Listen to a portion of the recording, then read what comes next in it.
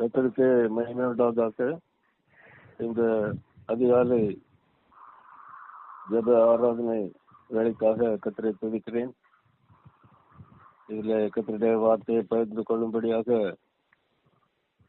அடியானுக்கும் வாய்ப்பு கொடுத்து இந்த ஆராதனையில் பங்கு கொள்ளும்படியாக உதவி செய்கிற பரிசுத்த சேனை அனைத்து அதிகாரிகளுக்கும், எல்லா விசுவாசிகள் கர்த்தருடைய ஊழியக்காரர்களுக்கும் என்னுடைய மனமார்ந்த நன்றியும் வாழ்த்துக்களும் உரித்தாவதாக. இந்த நாளுக்காக தெரிந்து கொண்ட வேத பகுதி அப்போஸ்தலர் நடவடிக்கைகள் 19ஆம் அதிகாரம் வசனம் 8 முதல் 12 வரைக்கும். அப்போஸ்தலர் நடவடிக்கைகள் 19ஆம் அதிகாரம் வசனம் 8 முதல் 12 வரைக்கும். இதற்காக தெரிந்து கொள்ளப்பட்ட தலைப்பு, தேவன் விசேஷித்த அற்புதங்களை செய்கிறவர். தேவன் விசேஷித்த அற்புதங்களை செய்கிறவர். இப்பொழுது நாம் ஜெபிப்போம். அன்பின் தகப்பனே, இந்த வேலைக்காக நன்றி. ஆண்டவரே, பரிசுத்த ஆவியானவரே, நீர் எங்களுக்கு கற்றுத்தாரும், நீர் எங்களுக்கு போதித்தரலும்.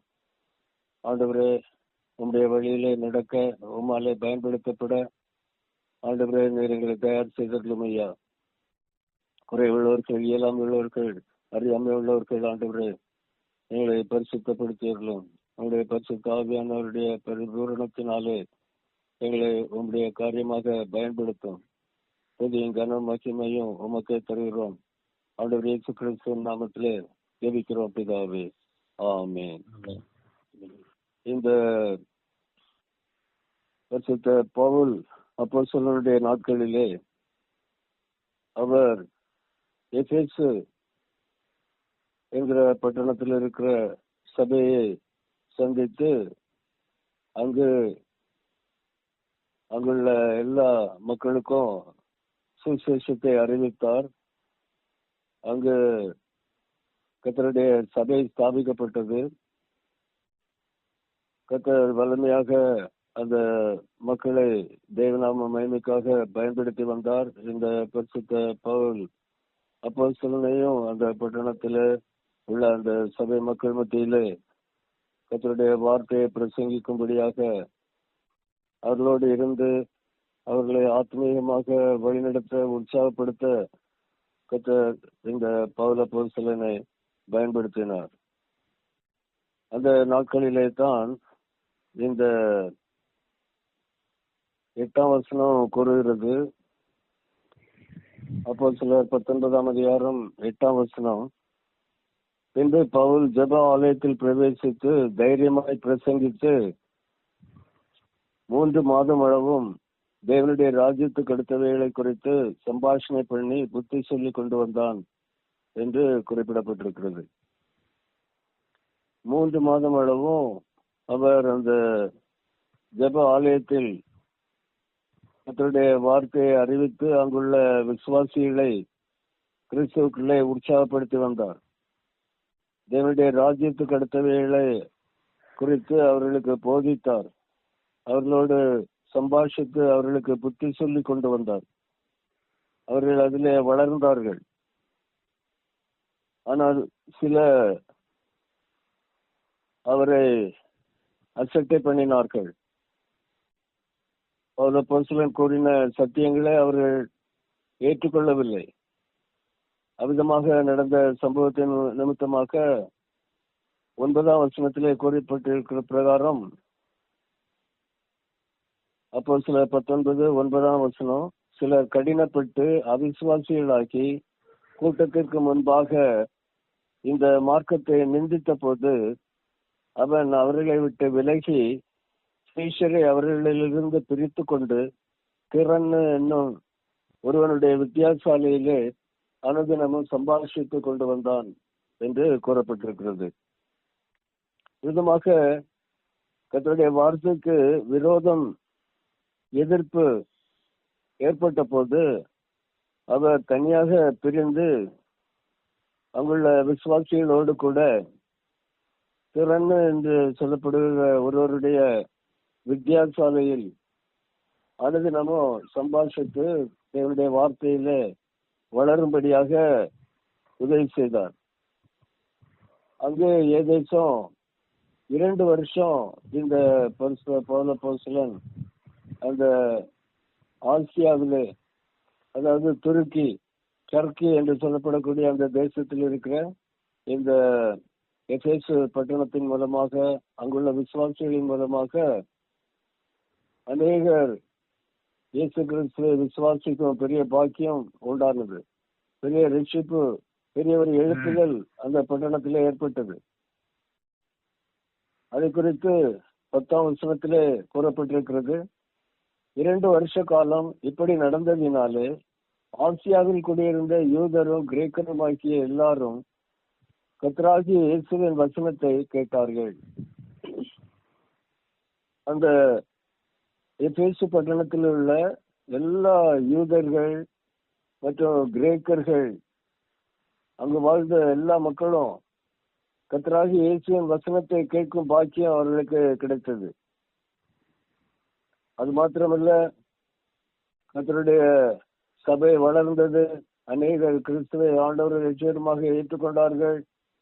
தங்களுடைய பாவங்களுக்காக மனக்கசந்து அழுது ஆண்டவர் இயேசு கிறிஸ்துவிடம் தங்களுடைய பாவங்களை, குற்றங்களை, மீறுதல்களை, அறியாமைகளை சொல்லி ஆண்டவர் இயேசு கிறிஸ்துடைய மன்னிப்பு பெற்று அவரை தங்களுடைய ஆண்டவர் இரட்சகருமாக ஏற்றுக்கொண்டு வசனத்திலே பலன் பெற்று கிறிஸ்துவுக்குள்ளே வளர்ந்தார்கள். சபை வளர்ந்தது. அநேகர் கிறிஸ்துவை ஆண்டவர் இரட்சகருமாக ஏற்றுக்கொண்டார்கள். அந்த நாட்களில் 11, 12 வசனங்களிலே குறிப்பிட்டிருக்கிற பிரகாரமாக பவுலின் கைகளினாலே தேவன் விசேஷித்த அற்புதங்களை செய்தருளினார். அவனுடைய சரீரத்திலிருந்து உருமால்களையும் கச்சைகளையும் கொண்டு வந்து வியாதிக்காரர் மேல் போட வியாதிகள் அவர்களை விட்டு நீங்கி போயின. பொல்லாத ஆவிகளும் அவர்களை விட்டு புறப்பட்டன என்று குறிப்பிடப்பட்டிருக்கிறது. விதமாக பரிசுத்த ஆவியானவருடைய வல்லமை, பரிசுத்த ஆவியானவருடைய நிறைவினாலே, புதுப்பித்தலினாலே கர்த்தர் பெரிய அதிசயங்களையும் அற்புதங்களையும் பெரிய விடுதலையையும் அந்த பட்டணத்து மக்கள் மத்தியிலே செய்தார். அது நிமித்தமாக கர்த்தருடைய நாமம் மகிமைப்பட்டது. தேவன் விசேஷித்த அற்புதங்களை நமது மத்தியிலே செய்கிறவராக இருக்கிறார். நாம் ஆண்டவர் இயேசு கிறிஸ்துவுக்காக வாழும்போது நம்மை கொண்டு, நாம் ஒவ்வொருவரையும் கொண்டு, இயேசு கிறிஸ்துவை விசுவாசிக்கிற யாரா இருந்தாலும், இயேசு கிறிஸ்துவ பிள்ளைகளாக வாழ்கிற, இயேசு கிறிஸ்துவுக்காக சாட்சிகளாக ஜீவிக்கிற அனைவரையும் தேவன் பயன்படுத்த சித்தம் கொண்டிருக்கின்றார். கர்த்தர் அந்த பவுல் அப்போஸ்தலனை கொண்டு பெரிய அதிசயங்களையும் அற்புதங்களையும் செய்தார். அவருடைய சரீரத்திலிருந்து துணிகள், கச்சைகள் கொண்டு வந்து வியாதிக்காரர் மேல போட்ட அவர்கள் வியாதிகள் அவர்களை விட்டு சுகமாயின. பொல்லாத ஆவிகள் அவர்களை விட்டு கடந்து செல்ல பெரிய விடுதலை அடைந்தார்கள். இவ்விதமாக அன்று கர்த்தர் பவுல் அப்போஸ்தலனை கொண்டு பெரிய அதிசயங்களையும் அற்புதங்களையும் செய்தார். இன்றைக்கும் நம்மை கொண்டும் அவ்விதமான அதிசயங்களையும் அற்புதங்களையும் செய்ய அவர் வல்லவராக இருக்கிறார். அன்று அவரை உபயோகித்த அதே அதிகாரம், அதே அற்புதம், அதே வல்லமை, அதே சக்தி ஆண்டவர் இயேசு கிறிஸ்துவுக்கு இன்றைக்கும் உண்டு. இன்றைக்கும் நமது மத்தியிலே, நம்மிலே அதே ஆண்டவர் இயேசு கிறிஸ்து வாசம் செய்கின்றார், நம்மையும் பயன்படுத்தி வருகின்றார். ஆகவே இன்றைக்கும் சபையிலும் வெளியிலேயும் கர்த்தர் நம் ஒவ்வொருவரையும் அதிசயங்களையும் அற்புதங்களையும் செய்யும்படியாக, அது நிமித்தமாக கர்த்தராகிய இயேசு கிறிஸ்துவுக்கு மகிமையும் கனத்தையும் கொடுக்கும்படியாக கர்த்தர் நம்மை பயன்படுத்த முடியும். நாம் நம்முடையவர்கள் அல்ல, நாம் கிறிஸ்துவுடையவர்கள். மகிமையும் கனமும் புகழும் பெருமையும் கர்த்தருக்கே உரித்தாக வேண்டும். நம்மை அவர் பயன்படுத்துவார், நம்மை உபயோகிப்பார். சபையில் வளரும், சபையில் ஸ்தாபிக்கப்படும், ஆத்மாக ஆதாயப்படுத்தப்படுவார்கள். கர்த்தருக்காக கர்த்தருடைய நாமம் நம் மூலமாக மகிமைப்படும். நாம் முழுக்க முழுக்க கடைசி வரைக்கும் கிறிஸ்துவுக்காக நாம் வாழும்போது இரத்த சாட்சி மரணத்திற்கும் நாம் தயங்காதபடிக்கு கடைசி பரியந்தம் இயேசு கிறிஸ்துவை நாம் மறுதலிக்காமல் அவருக்காக நாம் விசுவாசத்திலே உறுதியாக நிலைத்து நிற்கும் போது கர்த்தர் நம்மை பயன்படுத்த முடியும். நம்மை கொண்டு இன்னும் நம்முடைய பொருட்களை கொண்டு கர்த்தர் பெரிய அதிசயங்களை அற்புதங்களையும் செய்து தேவனுடைய நாமத்தை மையப்படுத்த முடியும். சபைகளை ஸ்தாபிக்க முடியும். கோடிக்கணக்கான பேரை கிறிஸ்துவனை வழிநடத்த முடியும். பவுலை பயன்படுத்தின தேவன் இன்றைக்கும் நம்மையும் பயன்படுத்த நாம் அவருடைய கருத்தில் இருக்கிறோம். ஆகவே இந்த வார்த்தைகளை கேட்கிற கர்த்தருடைய பிள்ளைகள் அனைவரும் நாம் கர்த்தர் மேல அதிக உற்சாகமாக உறுதியான விசுவாசத்தோடு அவர்களே நாம் நிலைத்திருப்போம். அவருடைய வருகை சீக்கிரமாக இருக்கிறபடினாலே நாமும் நம்முடைய வீட்டாரும் நம்முடைய சபையாரும் அதற்காக நாம் ஆயத்தமாகுவோம். கர்த்தர் நம்மை உபயோகிப்பார், பயன்படுத்துவார். நம் மூலமாக பெரிய அதிசயங்களை அற்புதங்களை செய்து கர்த்தருடைய நாமத்தை மையப்படுத்தி அருள்வார். கர்த்தர் பெருக வேண்டும், நாம் சிறுக வேண்டும். கர்த்தருக்கு மகிமை உண்டாவதாக. இப்பொழுது நாம் ஜெபிக்கலாம். அன்பின் தகப்பனே, ஆண்டவரே, இந்த வேலைக்காக நன்றி. இந்த ஆராதனை, இந்த துதி ஸ்தோத்திரம் வேலைக்காக உண்மை துதிக்கிறோம். இந்த வார்த்தைகளுக்காக நன்றி. ஆண்டவரே, அன்றைக்கு அந்த பரிசுத்த பவுலை பயன்படுத்தின தேவன் இன்று இந்த வார்த்தையை கேட்கிற உங்களுடைய பிள்ளைகள் ஒவ்வொருவரையும் நீர் பயன்படுத்த முடியும். ஆண்டவரே, அவர்களை கொண்டு ஆத்துமாக்களை ஆதாயம் செய்ய முடியும். சபைகளை ஸ்தாபிக்க முடியும். சபைகளை வளர்க்க முடியும். ஆண்டவரே, ஆத்மாக்களை உமக்குள்ளே உற்சாகப்படுத்த முடியும், பலப்படுத்த முடியும், வழிநடத்த முடியும். உண்மை துதிக்கிறோம், உண்மை ஸ்தோத்திரிக்கிறோம். ஆண்டவரே, கர்த்தாவே, இந்த பரிசுத்த சேனை ஊழியங்களை ஆசீர்வதியும், சபைகளை ஆசீர்வதியும். ஆண்டவரே, நார்த் ஈஸ்ட் பிராந்தியங்களிலேயும் ஒரிசாவிலும் இன்னும் இந்தியாவின் பல பகுதியிலே இருக்கிற இந்த சபையின் மக்களை நீர் ஆசீர்வதித்தருளீராக. இந்தியாவிலே மாத்திரமல்ல, உலகத்தின் பல பகுதிகளிலேயும் இந்த சபை ஸ்தாபிக்கப்படத்தக்கதாக உங்களுடைய மக்களை நீர் பயன்படுத்தி அருள்வீராக. ஒரிசாவிலே தேவாலயத்தை நீர் ஆசீர்வதியும். ஆண்டவரே, நல்ல விதமாக அது கட்டி முடிக்கப்பட்டு ஆண்டவரே அங்கு தேவாராதனை நடைபெற உங்களுடைய நாமம் மையப்பட ஆண்டவரே நீர் வல்ல கிரியை செய்ய வேண்டும் என்று நாங்கள் ஜெபிக்கிறோம். தகப்பனே, கர்த்தாவே, இந்த வார்த்தைகளை கேட்கிற யாவரும் உண்மை ஆண்டவரும் ரட்சகருமாக ஏற்றுக்கொண்டு உங்களுடைய கருத்திலே பயன்பட வேண்டும். ஆண்டவரே, பெரிய அதிசயங்கள் அற்புதங்கள் அவர்கள் மூலமாக நடந்து உங்களுடைய நாமம் பெரிய அளவிலே மையப்பட வேண்டும். மகிமையும் துதியும் கனமும் உமக்கு உரித்தாகட்டும். ஆண்டவரே, இந்த வார்த்தைகளை கேட்கிற உங்களுடைய மக்களுடைய தொழில், அவர்களுடைய கடமைகள், அவர்களுடைய வேலைகள், அவர்களுடைய வியாபாரம், பிசினஸ் மற்றும் அவருடைய உழைப்பு பிரயாசங்கள் எல்லாத்தையும் நீர் ஆசீர்வதியும் ஐயா. ஒருவேளை அவருடைய சரீரத்திலே சுகவீனங்கள், வலி, வேதனை, பலவீனங்கள், நோய்கள் இருப்பின் இயேசு கிறிஸ்து நாமத்திலே அவர்களுடைய உச்சந்தலையிலிருந்து உள்ளங்கால் வரைக்கும் பரிபூர்ண சுகம் உண்டாவதாக.